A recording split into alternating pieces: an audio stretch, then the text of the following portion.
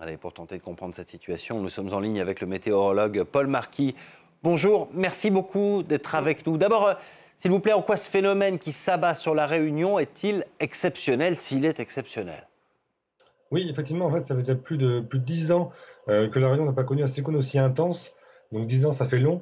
Donc les habitants, forcément, effectivement, n'ont plus forcément l'habitude d'avoir un cyclone aussi intense sur leur île. Il faut rappeler que les valeurs de vent devraient atteindre, en tout cas pourraient atteindre jusqu'à 200 km/h près des littoraux, plus de 250 km/h sur les massifs, ce qui est quand même beaucoup, accompagné de vagues qui pourraient dépasser les 10 à 12 mètres.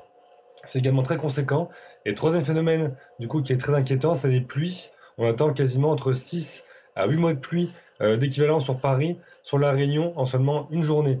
Donc on attend des crues très importantes, des très fortes rafales de vent et des très fortes vagues. Donc ces trois phénomènes conjugués font que le cyclone Bellal va être en tout cas très très intense, voire exceptionnel sur La Réunion.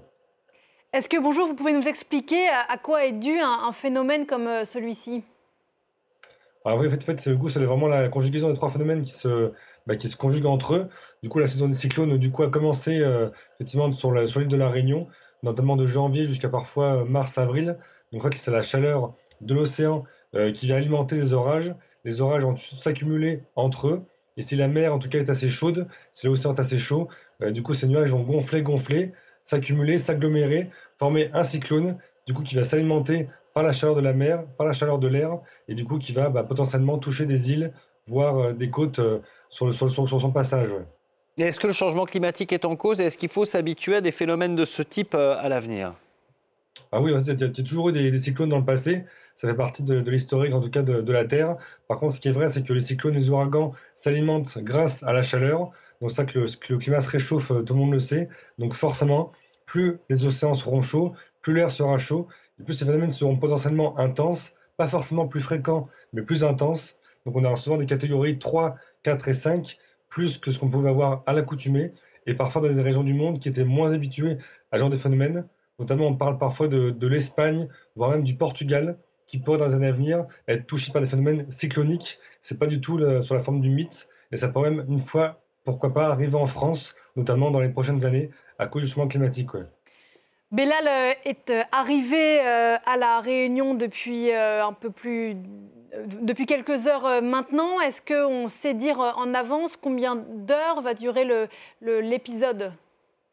Ah oui, en fait, le coup, l'œil du cyclone est en train de toucher du coup le nord-ouest de la Réunion. Donc, du coup, les vents vont passer de l'est au nord-ouest brutalement après l'œil du cyclone. Et les phénomènes devraient durer toute la journée de ce lundi, puisque le vent devrait encore souffler en rafale très très fortement, au moins jusqu'à 20 heures heure locale. Ça devrait faiblir dans la nuit de lundi à mardi. Et mardi, ce sera vraiment l'accalmie. On aura des averses orageuses, et plus de vent fort. Donc vraiment, l'alerte violette va se poursuivre jusqu'à demain matin sur l'île. Donc il faut que tout le monde reste confiné, ça c'est une certitude. Et le cyclone devrait passer dans la journée et en tout cas faiblir largement dès la nuit prochaine, entre lundi et mardi. Ouais. Oui, c'est important ce que vous venez de dire. Jusqu'à demain matin, les habitants de La Réunion doivent rester chez eux et ne sortir sous aucun prétexte? Oui, tout à fait, effectivement, c'est vraiment la consigne, c'est le confinement et la consigne. Le reste, c'est l'exception. Donc même les secours sont confinés, donc effectivement, le mieux, c'est de rester au chaud, en tout cas chez vous, ne pas sortir et d'attendre effectivement demain et pas attendre en tout cas une accalmie, parce que l'accalmie va se produire pendant l'œil du cyclone, ce qui est vraiment un piège. Il faut attendre demain matin pour effectivement sortir de chez vous, puisque l'alerte se poursuit toute la journée sur la Réunion. Ouais. Merci beaucoup. Merci Paul Marquis d'avoir répondu à nos questions ce matin.